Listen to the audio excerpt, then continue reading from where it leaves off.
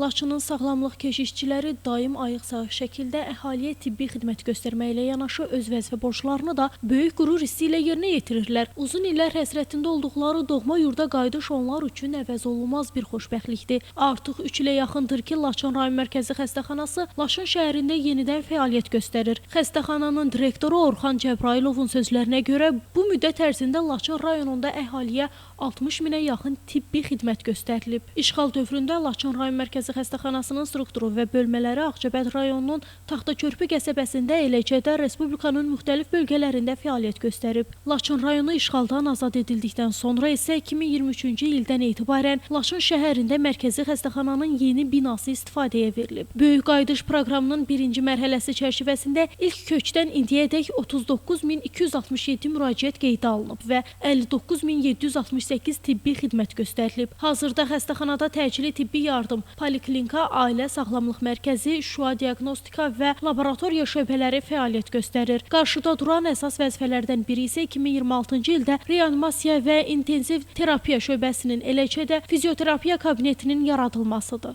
Hal-hazırda xəstəxanamızın təcili yardım, poliklinika, ailə sağlamlıq mərkəzi, şüa diaqnostika və laboratoriya şöbələri fəaliyyət göstərilir. 2026-cı ildə qarşımızda duran vəzifələrdən biri ondan ibarətdir ki, xəstəxananın reanimasiya və intensiv terapiya şöbəsi, o cümlədən fizioterapiya kabineti yaradılsın.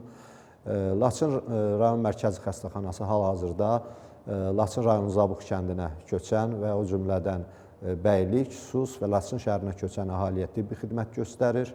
Səhiyyə quruculuğu istiqamətində görülən işlər ümumiyyətlə rayonda görülən işlərlə paralel aparılır. Tibbi işçiləri arasında Laçını əvvəllər görməsələr də ürəyi hər zaman ata-baba yurdu üçün döyünən insanlar da var. Xəstəxananın əməkdaşı Tamara Vəliyeva Laçına ilk köçən sakinlərdən biridir. Laçın ata-baba yurdu olsa da əvvəllər buranı görməyən, valideynlərinin danışdıqları əsasında Laçın haqqında xəyallar quran Tamara buraya qayıdıb. Laçının gözəlliyinə heyran olub. Çox gözəldir Laçında yaşamaq, işləmək. Bura bizim qədimi torpaqlarımızdır. Bizim babalarımız, nənələrimiz, ulularımız burada yaşayıblar. Bizim də borcumuzdur ki, gələk burada yaşayaq, davam elətdirək, öz torpağımıza sahib çıxaq. Aydın Yavərzadə, Günay Hüseynova, Həcər Həsənova bugün informasiya proqramı üçün.